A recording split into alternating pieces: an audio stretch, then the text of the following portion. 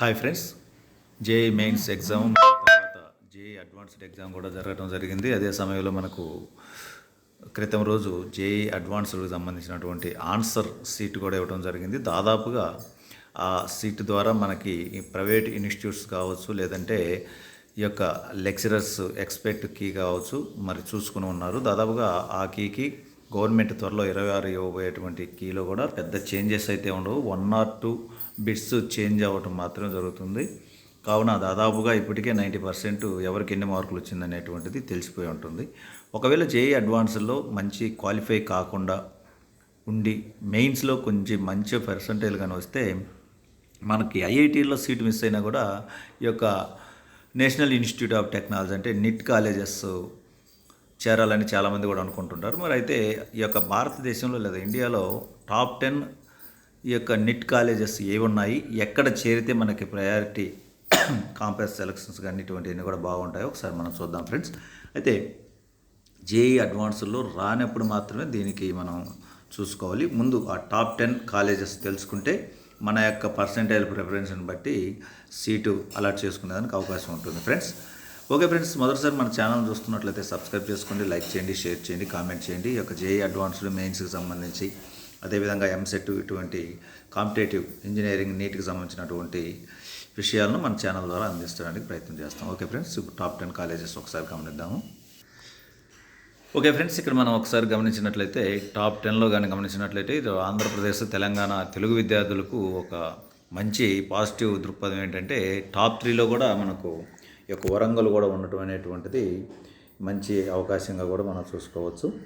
అయితే ఫస్ట్ అయితే తిరుచిరపల్లి అనేటువంటిది కూడా మనకి ఇక్కడ ఇవ్వటం జరిగింది. టాప్ 1 పొజిషన్లో కూడా ఉండటం జరిగింది. ఇక్కడ మరి సురత్కల్ నిట్ కూడా 2వ పొజిషన్లో ఉంది. 3వది నిట్ వరంగల్ ఉంది.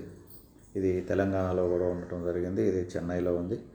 అదే సమయంలో మనకి రూర్కెలా కూడా ఉంది, అలహాబాద్ గుజరాత్కు సంబంధించి.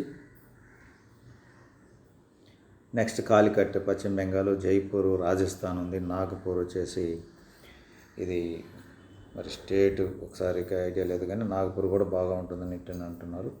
కురుక్షేత్ర, సూరత్ ఇది కూడా గుజరాత్లో ఉంది.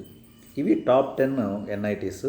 వీటిల్లో మరి టాప్ 5లో ఎక్కడ వచ్చినా కూడా మీరు చేయడానికి వెనకాడద్దు. ఎప్పుడు జేఈ అడ్వాన్స్డ్ రానప్పుడు మాత్రమే వీటికి ప్రిఫరెన్స్ ఇవ్వండి. త్రిబుల్ ఐటీస్ కంటే కూడా ఎన్ఐటీస్ బాగా ఉంటాయనేటువంటిది కూడా మనకి అందరికీ తెలిసినటువంటి విషయమే.